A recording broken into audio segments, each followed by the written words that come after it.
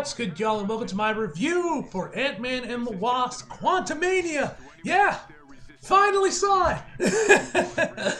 Yeah, man. You guys know I didn't see this movie in theaters, which I think makes this the first Marvel movie in like years, if not ever. At least when I was, growing up and actively watching them, where I didn't see this in the theater. I watched it first on streaming. I watched this on Disney Plus. I was about to say Blu-ray, but I didn't watch it off the Blu-ray. I watched it off Disney Plus because they got the IMAX aspect ratio and all that. Which seriously, man, more streaming services need to have this feature, man. I don't know why HBO Max doesn't have this for their movies, especially with how much they use IMAX, more specifically Christopher Nolan. I don't know why they don't have a similar thing, or just did what they already did, like just include on the main thing like they did on the Blu-rays. At least for The Dark Knight, it does have the IMAX footage, but on HBO Max it does not have the IMAX aspect ratio. Don't really get the purpose of that, but whatever. It is what it is, man. Yeah. Which, by the way, the movie looks amazing in IMAX. Anyway, at least we'll see the aspect ratio on this small ass TV. But anyway, man. Overall, I fucking love this movie, man. I would definitely say this is my favorite of the trilogy. I definitely would say I like this more than Ant-Man and the Wasp. You guys know I love that movie as well. And obviously, the highlight is without a doubt Jonathan Majors, man, as Kang the Conqueror. Now, listen. Regardless of what happened is legit or all bullshit, whatever. All I'll say is this before we jump right into the actual movie. It's honestly kind of crazy seeing how much this man's career has just like evolved and how fast he has just grown in stardom since in so quick a time. Because you guys remember, I don't know if I ever mentioned this in a video, but I remember, first time I saw him was probably a lot of time. So y'all saw him. You guys are OGs with Lovecraft Country. I'm sure that was a lot of ours. Introduction to Jonathan Major was in Lovecraft Country, and he was so good in that show. Never would have thought this man would become as big of a name as he is now and playing Kang the fucking Conqueror, man. But yeah, shout out to him, man. Love him, man. Love his movies, man. I was about to say I love his performances, rather. I haven't really seen a lot of his movies. Like I haven't seen that new that one he was out earlier this year. What was it called, like Midway or something like that? But yeah, loved him, and I haven't also seen Creed 3, but I haven't seen any of the Creed movies. But yeah, love Jonathan Majors. Whatever happens with him. Yeah, we'll find out, I guess, eventually about that. But anyway, man, he's incredible in this movie, man. So without further ado, let's jump right into the movie. It's, of course, directed by Peyton Reed and stars Catherine Newton, Jonathan Majors, Michelle Pfeiffer, Evangeline Lilly, if I'm pronouncing that right, Katie M. O'Brien, Bill Murray, and, of course, Paul Rudd. And the plot of Ant-Man and the Wasp Quantumania. Ant-Man and the Wasp find themselves exploring the quantum realm, interacting with strange new creatures, and embarking on an adventure that pushes them beyond the limits of what they thought was possible. Now, first thing we got to talk about is the cast real quick. I already mentioned Jonathan Majors. He is a highlight of the movie, man. He is without the MVP. He is fantastic, man. I loved him, man. He is so good as King Kong Girl. Like, bro, I honestly kind of hope all the shit that he's been accused of recently is all bullshit, because I frankly don't know if anyone else can play him as good as Jonathan Majors can, man. I know I saw a lot of people throwing out John Boyega's name if they have to recast him, which hopefully they don't, but we'll have to wait and see on that. But I don't know, man. I love John Boyega, but I don't know if he'll be as good as Jonathan Majors, man. At least it's Kang. But regardless of such, man, he's phenomenal. Paul Rudd, I thought, was great. This is probably his best performance as Ant-Man. I like that we did see a bit more of a more serious Ant-Man this week, especially around the end of the movie, man, which we'll have to talk more about that in spoiler discussion. But I did like what they did with Ant-Man's character and gave us a bit more of a more serious Ant-Man in this movie, which is nice to see. It was nice to see Scott actually being a little bit more serious in this movie. Catherine Newton, who you guys, I believe this woman was in Freaky, if I remember correctly. Yeah, she was, man. And you guys know that they recasted Katie from when we saw her in Endgame versus when we got her in this movie for whatever reason. I don't really know if there was ever a particular reason why they decided to recast her from Endgame into to Quantumania. But with regards to this, man, I thought she was fantastic. Bill Murray, when we see him in his like cameo, which yeah, he's only in like one scene movie. He was pretty fun. It was nice to see Bro Miller. He was pretty fun. The cast is great overall, man. One thing I gotta say real quick is this probably movie, at least to me anyway, I could be wrong on this, I'm not a fucking VFX artist, but this movie probably has the best CGI in an MCU movie in a long time, man. Like, the CGI in this movie looks really fucking good, man. I love the overall look of the quantum realm in this movie, man. I love all the unique creatures we see in here, the people in there, just the overall environments we see of the quantum realm throughout the entire movie. It looks really fucking good. There's some really nice shots in here, man. Like when we see Iron Man kind of going through the quantum realm originally. There's this one scene around the end of the movie, man, where Not to get too much of spoilers, it also looked really fucking good as well, man. Some really nice looking shots there, man. Looked really nice. Yeah. Thought the CGI movie looked fantastic, man. Probably the best CGI we've got in an MCU movie recently, you know, at least in a while, man. I don't know how it looks in Guardians, because I still haven't seen Guardians 3 yet. Hopefully that one I will be able to catch in theaters, man. And I don't have to wait till it comes out on Disney Plus and Blu-ray to finally watch it. But we'll have to wait and see on that. I'm crossing my fingers that we will be able to catch Guardians 3 in theaters. Because I don't want to make this a pattern. I'm a Marvel fan, man. I have to see these movies in the theater, man. But yeah, the CGI I thought looked fantastic, man. The final act is phenomenal, man. Probably the best final act we've got in a Marvel movie since probably Endgame, if not that, probably Thor: Love and Thunder with the black and white section. That one, you guys know I loved. I was singing that section's praises in Love and Thunder, man, when they went to the black and white thing in the negative in the shadow realm. I think it was called the negative zone or whatever it was called. That looked pretty cool. But yeah, the final act of this movie looks amazing, man. I also got to talk about Kang's suit. My God, man, Kang's suit looks so fucking amazing. This movie, man, look, it looks so good. Like, I know a lot of people shit on Marvel for over-designing their suits, and like, most of the times I don't have a problem with them. I think they look fine. Like, I like Ant-Man's costume in this movie, man. Probably might be my favorite design of his suit. Like, I don't really mind the over-designed costume. I don't even think it's that bad, but, you know, that's just me. But yeah, his suit, man, it's just perfection, man. His suit is just ripped from the comics into the screen, man. It just looks so perfect. It looks perfect, man. Just complete another perfection, man. Just looks amazing. Also, like MODOK as well. I thought his design was pretty cool as well, man. I thought he looked really nice. Don't know how accurate his character is to the comics because I'm not that big of a Marvel guy where I'm like into like MODOK and other stuff. So, any MODOK fans watching, tell me about what you guys thought of his characterization. Did this movie do good by MODOK or did they ruin him? I don't know. Y'all tell me. But yeah, but that one, the MODOK and the suit looked really good. I mentioned the final act as well. I think that's about everything I can talk about without getting into spoilers. But one thing I will say, at least for my flaws, one thing I gotta say real quick is, where the fuck is Luis? Like, bro, not once in this entire movie, Luis and all the other boys of all the other members of Ant-Man's crew from the previous two movies are nowhere to be seen, bro. Why? Why is Luis not in here, bro? Bro, Luis's stories with Luis, man, are always like the highlight of every Ant-Man movie, man. Where the fuck was he? Come on, bro. An Ant-Man movie's not complete unless we have Luis doing his thing, bro. Come on. Come on, dog.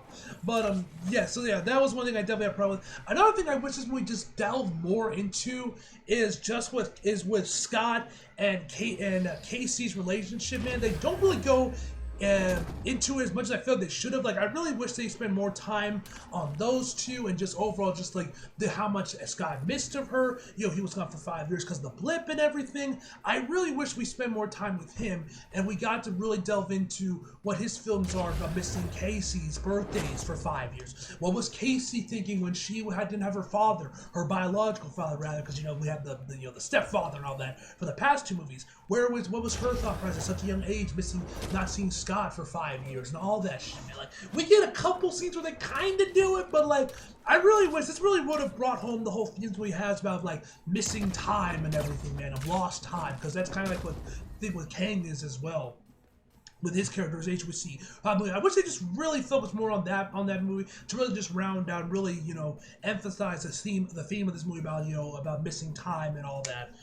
So that would have been nice to see as well. Also, they do some stuff with like MODOK just randomly at the end that I thought was kind of stupid.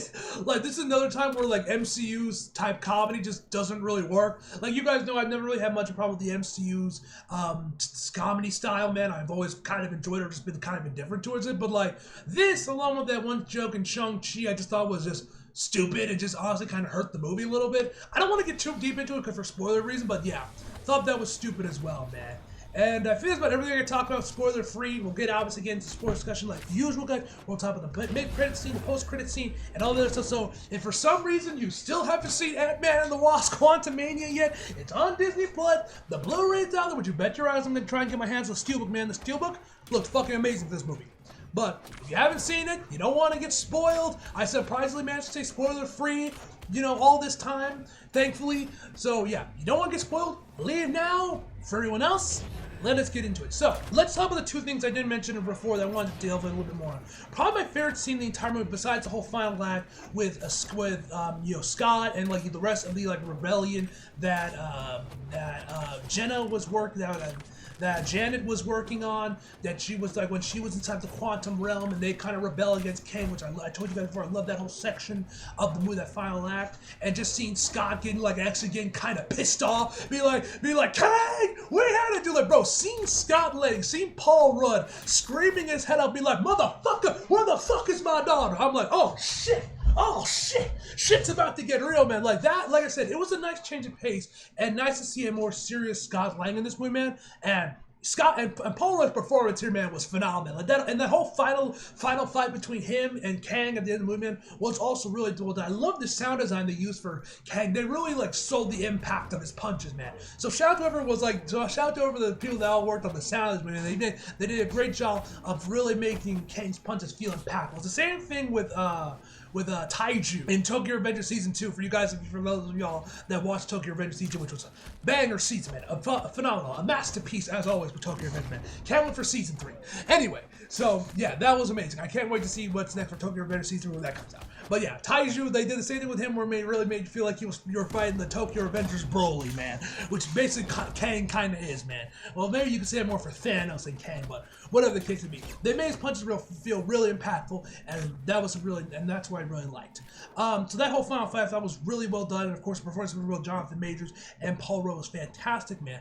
But the scene I want to talk about was after he kidnaps Casey and him, and basically tells him, hey, give me back my power core that powers my ship, so I can get out of here, go back to destroying worlds, or I'll kill Casey. That whole scene where he like gets in there, and then the different variants of him come out there are possible realities of what all this could turn out to be, and then they all like work together as like a giant one ant colony lifting Scott up there before Hope comes in there, and they finally manage to shrink down the power core down. That whole scene looked amazing. Like I said, when I remember, that's when I was really impressed by the CGI of the movie. Like I was like, God damn, this shot looks like, and it was also done in the IMAX aspect ratio as well, so it like really looked nice as well, man. Also, you guys, I mentioned before a few other times, but I always love when movies kind of like do the whole thing with the IMAX aspect ratio, when they like slowly reveal where like the black bars become less and less on the top and bottom when something crazy happens. Like I mentioned before, how like Hunger Games Catching Fire did it, and I felt that looked really cool. They do the same thing as here with Ant-Man when he becomes giant, and they do the same thing with him where he's like rushing over to Kang's Citadel to be like, Kang, where the fuck is my daughter? Like that whole scene, man, looked amazing, man. Now, let's talk about what I talked about earlier about MODOK. So, you have the whole thing with MODOK, which you actually see his ass, which is kind of weird to see MODOK's ass, which we find also as Dean from the first anime, which I was kind of surprised by him. I'm surprised, which I was kind of like, oh wait, that's him? From the first anime? So he's MODOK, okay. But anyway, so once you have him and Casey going at it, and then they kind of like try to redeem him at like the very last minute to give a change of heart where he's like, what, come on, finish me. And Casey's like, just stop being a dick. And then the other movie's like, he like tries to help out. They're like, I'm not a dick. And I'm like, okay, what was it? Taste My Hammer. Like I could have got, I was able to rock or Taste My Hammer or whatever it was in Thor. And I was like, okay, I can work with this scene. I thought it was kind of cool when I first saw the movie. This, I was like, this is fucking stupid. And then after that, they're doing the whole thing where he like dies. He's like, I didn't die a dick. You were like a brother to me, Scott. I'm just like, this isn't funny. This is just stupid. So yeah, like I said, I felt like kind of hurt me. Like, and what was even the point? Like, MODOK is a villain. Like, I don't know why we're trying to redeem him at the last minute. I don't know. I thought that was kind of dumb. But that's just me, man. I don't know if y'all feel the same way, but I thought that was kind of dumb. Now, let's get into the post-credit scene and the mid-credit scene. The mid-credit scene is basically just showing up a bunch more of Kang's variants, where we see like these 3 other Kangs. I don't know if they're all like the main Kangs or whatever. We see one that looks like an Egyptian pharaoh, and 2 other Kangs. One that actually seems to actually have blue skin. All played with Jonathan Majors, man. And then we see that they've like basically conjured up all the Kang variants into like this Coliseum-like area, where we actually see a bunch of Kangs in the crowd cheering on. And I'm pretty sure there was actually a Kang in there that was actually wearing his traditional costume, his original comic costume, his classic costume. That looked pretty good as well. Somewhere in the background, man, if you were paying attention. So yeah, that was pretty cool to see. And then the actual post-credit scene is actually a little mini teaser for Loki season 2, where they look like they're in like maybe in somewhere in like the late 1800s, Wild West, maybe in the early 1900s as well, where we see that this Kang is Victor Timeless, I remember his name was, and he's like doing like this like magic show or whatever. And you have Loki like kind of freaking out, like that's him, that's Kang. So, which I'm actually kind of surprised, given how long it's been. We still haven't gotten a teaser yet for Loki season 2 yet, but it was nice to get a little teaser for Loki season 2 at the end of this room, and that was nice to see. And of course, it ended with Kang will return, which we obviously know because, of course, Secret Wars and Kang Dynasty coming out, I think next year, and the year after that, if I remember correctly.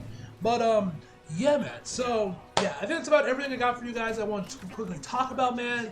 And yeah, overall, my final verdict for Ant-Man the Wasp Quantumania is going to be a 9.5 out of 10, guys. So hope you guys enjoyed the video. Like if you did, subscribe if you're new. Follow me on my socials if you feel like it. Links are drops below. And as always, come back for more. See you guys next time.